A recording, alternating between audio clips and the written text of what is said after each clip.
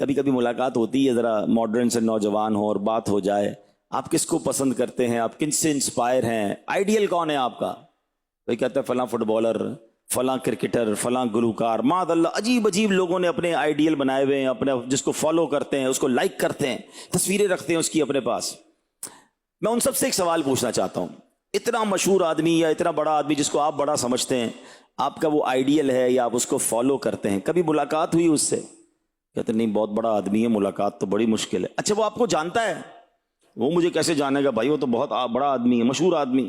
کبھی اس نے آپ کے لیے کوئی اچھا کام کیا، کوئی آپ کا خیال رکھا؟ ارے مولانا صاحب کیسی بات کر رہے ہیں، کبھی جانتا ہی نہیں، پہچان ہی نہیں ہے، تو میرا خیال کیسے رکھے گا؟ یعنی تم اس کے پیچھے بھاگ رہے ہو، نہ تمہیں جانتا ہے، نہ پہچانتا ہے، نہ تمہارا خیال کرتا ہے۔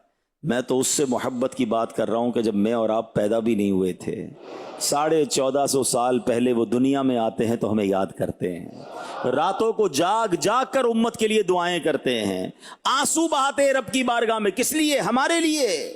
حج کو جاتے ہیں تب ہمیں یاد کرتے ہیں، معراج کی شب اللہ کی بارگاہ میں جاتے ہیں تب ہمیں یاد فرماتے ہیں، اور ہم ہیں کہ ہم انہیں بھول گئے ہیں، نہ سنتیں ان کی عمل کر رہے ہیں، نہ ان کے طریقے پر عمل کر رہے ہیں۔ ارے آئیڈیل اگر کوئی ہونا ہی چاہیے، اگر زندگی کسی کے نقش قدم پر گزارنی ہے، کسی پر اپنا سب کچھ وارنا ہے، تو خدا کی قسم رسول پاک علیہ الصلوۃ والسلام کی ذات کے علاوہ اور کوئی ذات نہیں ہے۔ ہیں سبحان اللہ۔